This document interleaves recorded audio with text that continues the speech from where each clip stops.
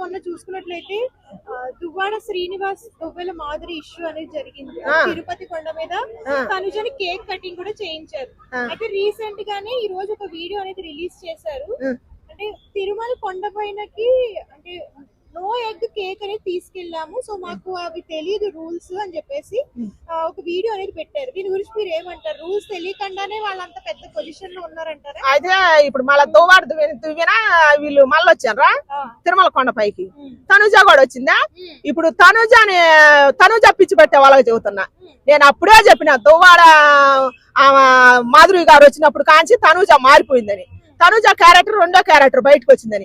అంతమంది మంచి వాళ్ళు ఉండగా ఆమె స్నేహితుడు ఇమానీలో ఉండు నానా నానా అని పిలిచిన నాన్నగారు బర్నీ గారు అన్నాడు. వీళ్ళందరిని వదిలిపెట్టి అంత బాగా చూసుకున్న వాళ్ళు వదిలిపెట్టి దువ్వాడ మాధురి చుట్టే తిరిగిందంటే ఆమె క్యారెక్టర్ అర్థం చేసుకోవాలి.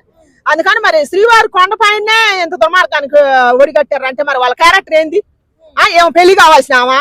ఏమో పెళ్లి అయ్యి ఇడిగాతాలు తీసుకోకుండానే ఒక మొగుని గుంజుకొని వచ్చినావా? ఏమా అట్టటామ సమాసం బట్టి ఎట్టటామ ఏమో కలిసి తిరుమల కొండను అపవిత్రం చేసినందుకు వాళ్ళకి సరైన శిక్ష వేయాలి. దీనికి కూడా నేను చెబుతున్నాను మెంబర్స్ కి ట్రోలర్స్ కి, వీళ్ళిద్దరికి బుద్ధి రావాలంటే దయచేసి సరైన టోల్ చేయాలా, సరైన మెంబర్స్ పెట్టాలని నేను కోరుకుంటున్నాను.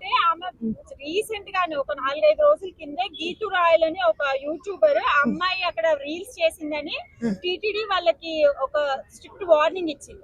అంతలోనే వీళ్ళు ఇట్లా కొండపైన కేక్ కట్ చేయడం అంటే మాకు తెలియదు అని చెప్తున్నారు. ఎందుకు తెలియదమ్మా?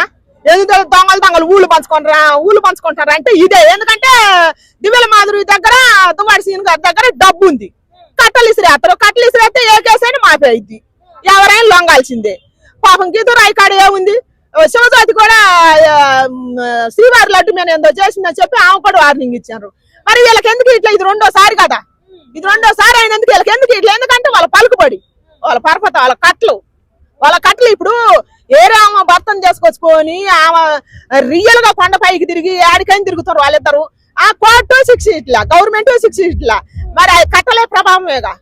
డబ్బు ఉంటే ఏదో పందినే నంది అంటారు. అది